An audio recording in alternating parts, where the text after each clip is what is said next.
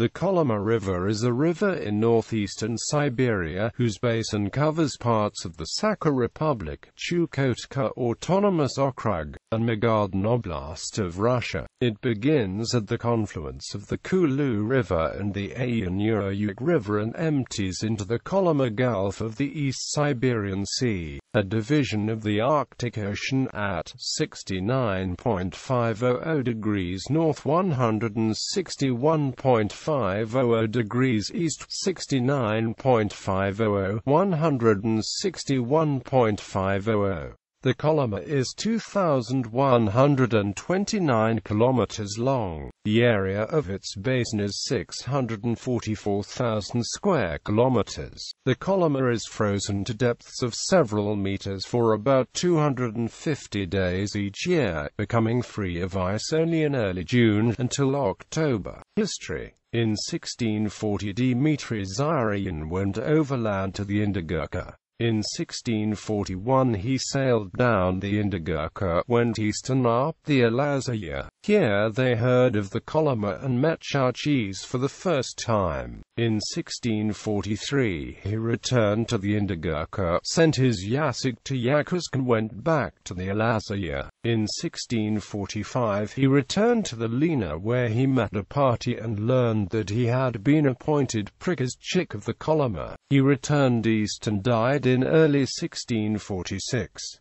In the winter of 1641–42 Mikhail Stadukin, accompanied by Semyon Dezhnyov, went overland to the upper Indigirka. He spent the next winter there, built boats and sailed down the Indigirka and east to the Alazaya, where he met Zarin. Zarin and Dezhnyov stayed at the Alazaya, while Stadukin went east, reaching the Kolyma in the summer of 1644. They built his movie, probably at Srednokolimsk, and returned to Yakutsk in late 1645. In 1892–94 Baron Eduard von Toll carried out geological surveys in the basin of the Kolyma on behalf of the Russian Academy of Sciences. During 1 year and 2 days the expedition covered 25,000 kilometers, of which 4,200 kilometers were up rivers, carrying out geodesic surveys en route. The Kolyma is known for its gulag labor camps and gold mining, both of which have been extensively documented since Joseph Stalin-era Soviet archives opened. The river gives its title to a famous anthology about life in gulag camps by Varlam Shalamov, The Kolyma Tales.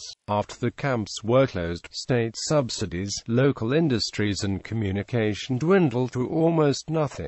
Many people have migrated, but those who remain in the area make a living by fishing and hunting. In small fishing settlements, fish are sometimes stored in caves carved from permafrost. The last Americans to visit the Kolyma during the Soviet era, before perestroika, were the crew of the sailing schooner Nanak in August 1929, whose visit was captured in a film taken by the Nanak owner's 18-year-old daughter, Marian Svensson. The first 2 Americans to visit the Kolyma after the Nanuk's visit were writer Wallace Kaufman and journalist Rebecca Clay, who traveled by cutter from Zyryanka to Green Cape in August 1991.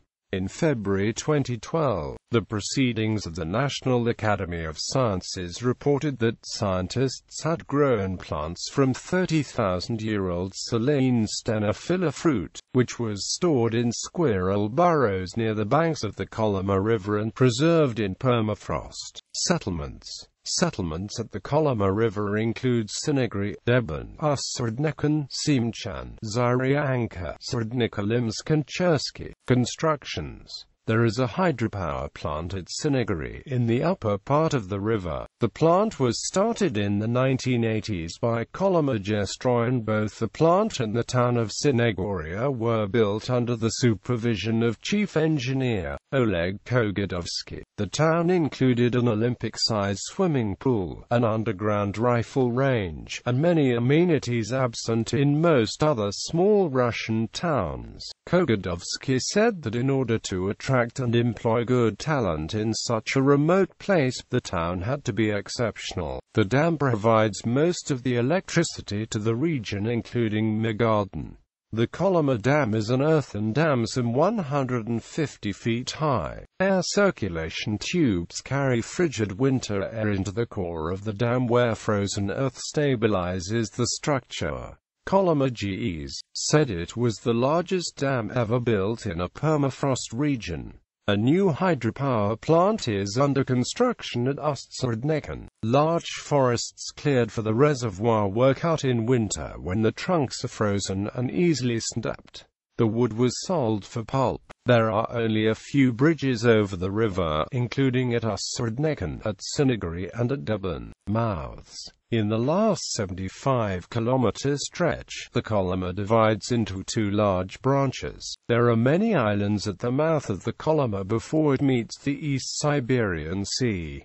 The main ones are Mikakino, 69.416 degrees north, 161.255 degrees east, 69.416, 161.255 is the largest island. It lies to the west of the Kolyma's eastern branch, the Kamena Kolyma. This island breaks up into smaller islands on its northern end. It is 24 kilometers long and 6 kilometers wide. Mikakino is also known as Glavzevmorput Island, after the chief directorate of the Northern Sea Route. Sukhani or Sukhorny is 3 kilometers from the northeastern shores of Mikakino. It is 11 kilometers long and about 5 kilometers wide. Northeast of Sukhorny lies a cluster of small islands known as the Morskie Sokhly Islands. Pyatpoltsev lies 5 kilometers to the southeast of Sukhorny's southern end. It is 5 kilometers long and has a maximum width of 1.8 kilometers. Nazarovsky Island, 69.533 degrees north, 161.086 degrees east, 69.533, 161.086 lies on the western side of the Kolyma's western branch, the Pokodskaya Kolyma, in an area where there are many small islands. It is 4.5 kilometers long and 1.3 kilometers wide. Shtormovoy Island, 69.666 degrees north, 161.031 degrees east, 69.666, 161.031 lies offshore, about 10 kilometers to the north of Nazarovsky Island. Shtormovoy is the northernmost island off the mouths of the Kolyma. It is 4.3 kilometers long and 1.5 kilometers wide.